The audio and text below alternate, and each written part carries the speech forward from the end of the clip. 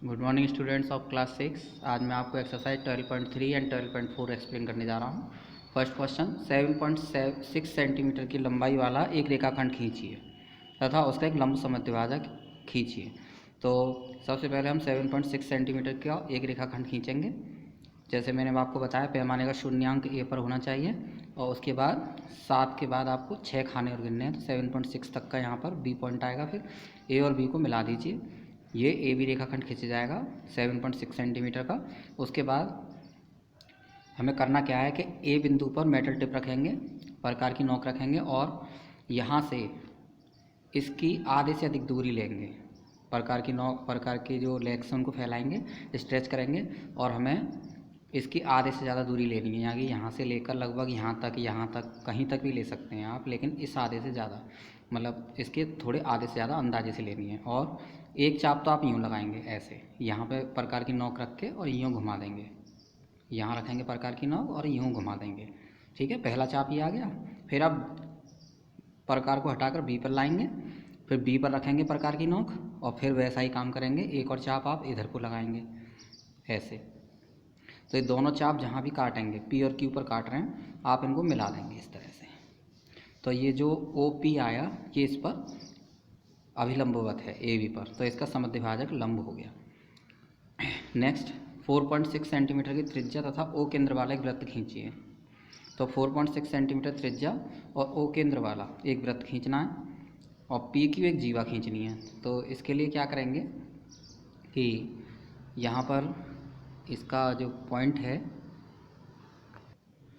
4.6 centimetre की हम त्रिज्या लेकर यहाँ से एक ये पहले वृत्त बनाएंगे और वृत्त बनाएंगे, ओ केंद्र डालेंगे यहाँ पर। ये 4.6 सेंटीमीटर की त्रिज्या है यहाँ से यहाँ तक। हम अभी लिख देते हैं इसको, यहाँ पर आप लिख दीजिएगा 4.6 सेंटीमीटर यहाँ से लेकर यहाँ तक, ये त्रिज्या है ओ से लेकर यहाँ पर। इसका नाम भी कुछ डाल दीजिएगा, टी डाल दीजिएगा फॉर एग्जांपल।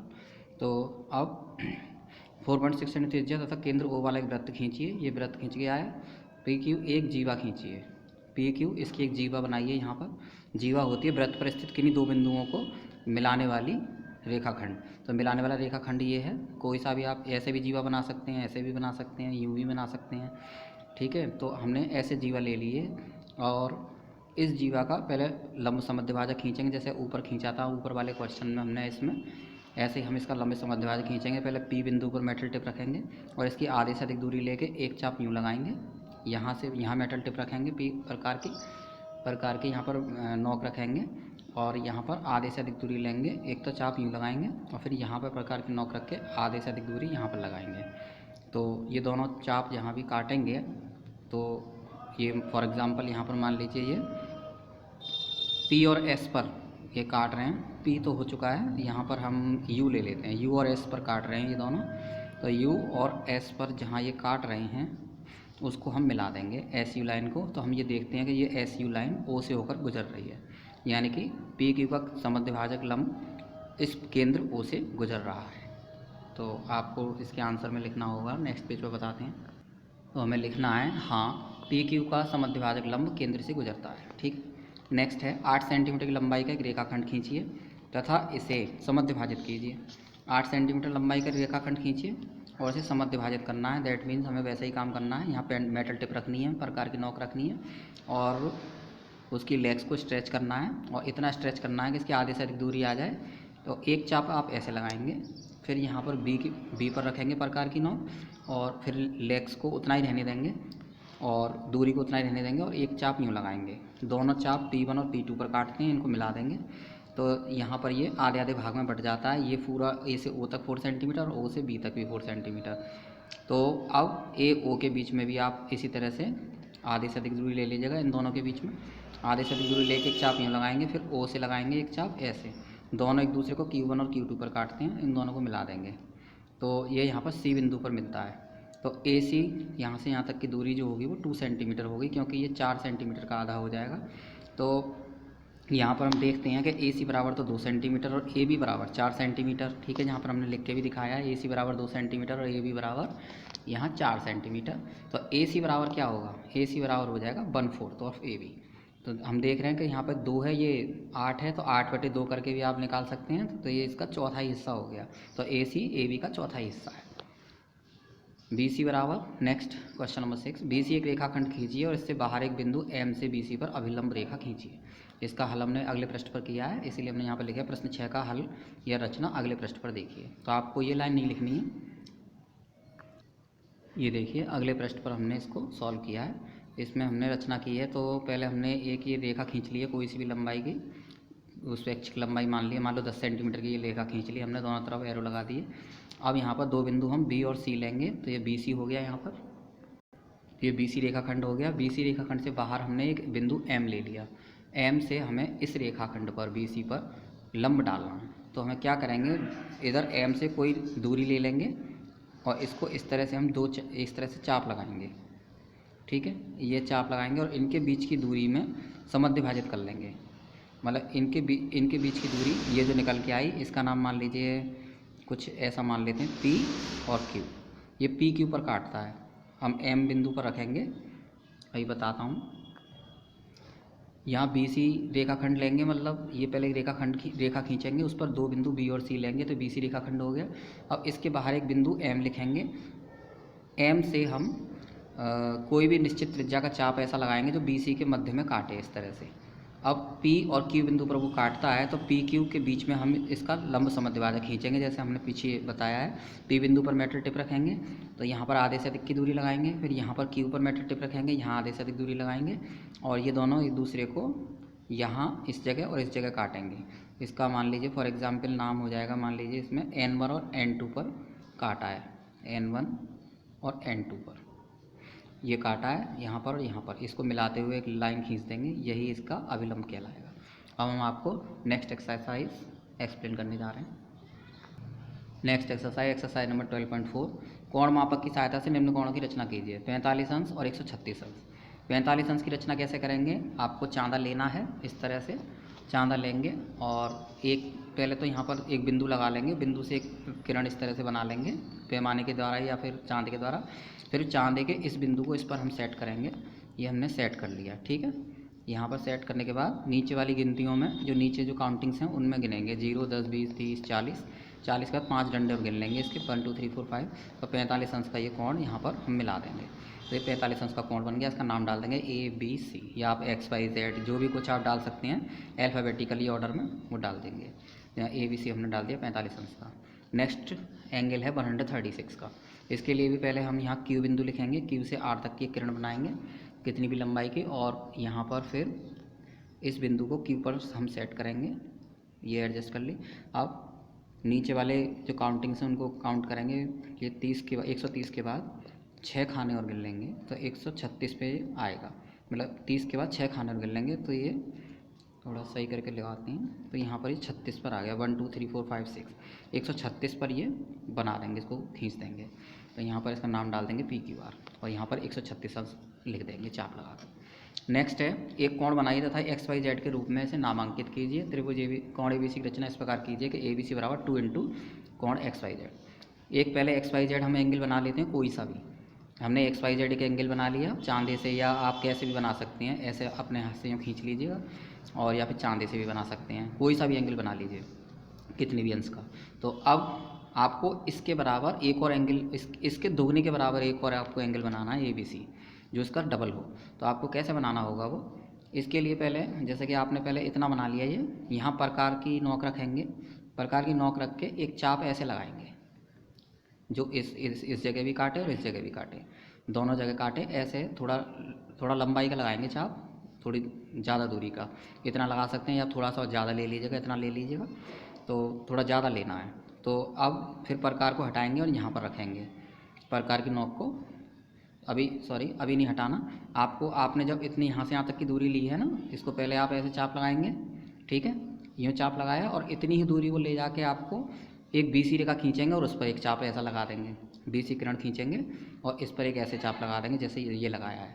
अब यहाँ से अब प्रकार को वापस इस जगह लाएंगे, इस पॉइंट पर लाके प्रकार की जो स्ट्रेच करेंगे उसको थोड़ा सा कम करेंगे और इतनी दूरी को नापेंगे, और यहाँ पर एक ये कट लगाएंगे, इस तरह से चाप लगाएंगे।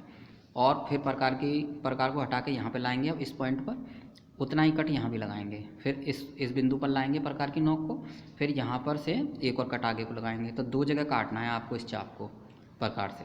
तो यहाँ पर दूसरी जगह जहाँ कटता है वहीं आप इसको मिलाते हुए बी से ए को मिलाते हुए आगे बढ़ा देंगे। तो ये कोण ABC जो होगा वो 2 इंटू XYZ के बराबर होगा, इस XYZ का डबल हो जाएगा। नेक्स्ट क्वेश्चन है कोण APB दिया गया, क्या आप APQ को APQ बराबर 2 इंटू APB बना सकते हैं? यदि हाँ तो बनाइए। तो हाँ, हम APQ को APQ बराबर 2 APB के बराबर बना सकते हैं। कैसे बना सकते हैं? मान लीजिए APB हमें ये दिया हुआ है, हम वैसे ही यहाँ से लेकर यहाँ तक एक चाप लगाएंगे, इतना ही चाप फिर हम नीचे की ओर लगाएंगे, इसको बढ़ाएंगे और यहाँ से यहाँ तक नाप लेंगे हम कितना है, इसको कट कर देंगे यहाँ पर, और इतना फिर यहाँ से यहाँ तक हम इसको कट कर देंगे और इस लाइन को आगे बढ़ा देंगे। ये तो ऑलरेडी हमारे पास बना हुआ कोण होगा, इतना फिर नीचे बढ़ा देंगे। तो ये इसका APQ बन गया, APB का APQ बन गया और डबल भी है ये इसका। तो नेक्स्ट कोण 30 अंश 45 90 अंश के कोण बनाइए, समझ विभाजित कीजिए, प्रत्येक कोण की माप ज्ञात कीजिए। तो हमें 30 45 60 के बनाने हैं। तो पहले हम क्या करेंगे, ये लाइन खींचेंगे आधार रेखा और इस पर हम 30 45 और 90 के कोण बनाने, समझ विभाजित करना है। तो हम चांदे से वही 30 अंश का कोण बनाएंगे। पहले 30 अंश का ये कोण बना लिया और यहाँ पर प्रकार की मेटल टिप रखेंगे, एक कोई चाप लगाएंगे, चाप लगा के फिर जो इस और इस बिंदु पर काट रहा है, हम इस बिंदु पर प्रकार की नोक रखेंगे और आधे से अधिक दूरी लेके एक चाप इधर लगाएंगे, फिर यहाँ पर भी प्रकार की नोक रखेंगे और उतनी ही दूरी का एक और चाप यहाँ लगाएंगे। दोनों चाप एक दूसरे को यहाँ काटते हैं, इनको मिलाते हुए आगे बढ़ा देंगे। तो ये 15-15 अंश के हो जाएंगे। दैट मीन्स ये 15 अंश, ये 15 अंश, इसको समद्विभाजित ये हो जाएगा कोण। नेक्स्ट है कोण 45 अंश। 45 अंश का कोण है, इसको भी हम ऐसे ही बनाएंगे। पहले हम इस तरह से 45 अंश का कोण चांदी की सहायता से बनाएंगे, फिर इस पर यहाँ प्रकार की मेटल टिप रखेंगे यानी कि नोक रखेंगे और कोई भी दूरी का एक चाप यहाँ लगाएंगे इस तरह से, और फिर प्रकार की नोक को उधर से हटाएंगे और यहाँ रखेंगे और इनकी आधे से अधिक दूरी लेके यहाँ से लेकर यहाँ तक की जो दूरी है, यहाँ से लेकर यहाँ तक की आधे से अधिक दूरी लेंगे, मतलब यहाँ तक की दूरी ले लेंगे और एक चाप यूँ लगाएंगे और फिर एक चाप इधर से यहाँ यूँ लगाएंगे वही उसी दूरी का, और दोनों को जहाँ ये काटते हैं उनको यहाँ मिला देंगे। तो ये 22.5 का हो जाएगा, ये 22.5 का हो जाएगा, इनका आधा आधा हो जाएगा 45 का।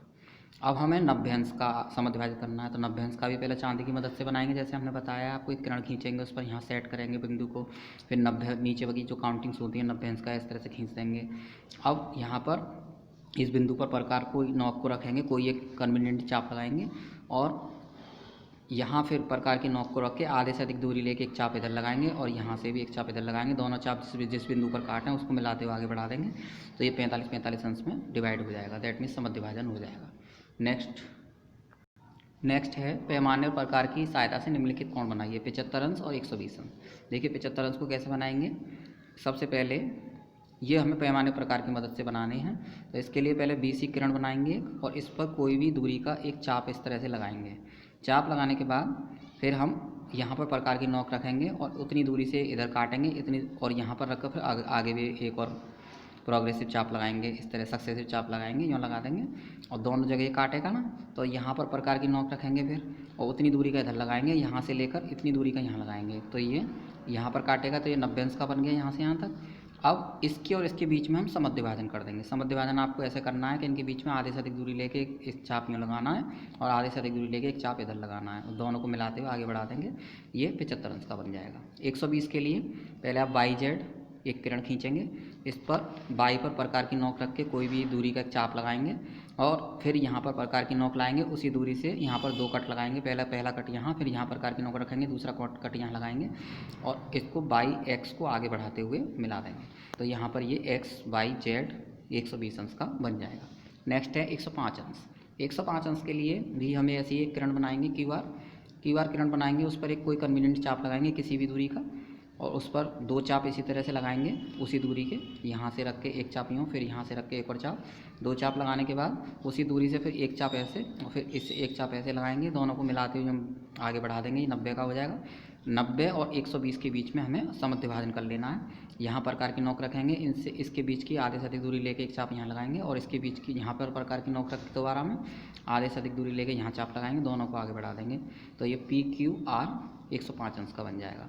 नेक्स्ट 135 अंश। 135 अंश के लिए भी एक किरण ऐसे बनाएंगे और किरण में किरण ऐसे बनाएंगे और फिर किरण के एम बिंदु पर रख के प्रकार की नोक एक चाप लगाएंगे किसी भी दूरी का, और इस जगह पे प्रकार की नोक रखेंगे और एक चाप ऐसे लगाएंगे किसी उसी दूरी का, फिर एक चाप एक और लगाएंगे, फिर एक और चाप लगाएंगे, 3 चाप लगाएंगे यहाँ पर।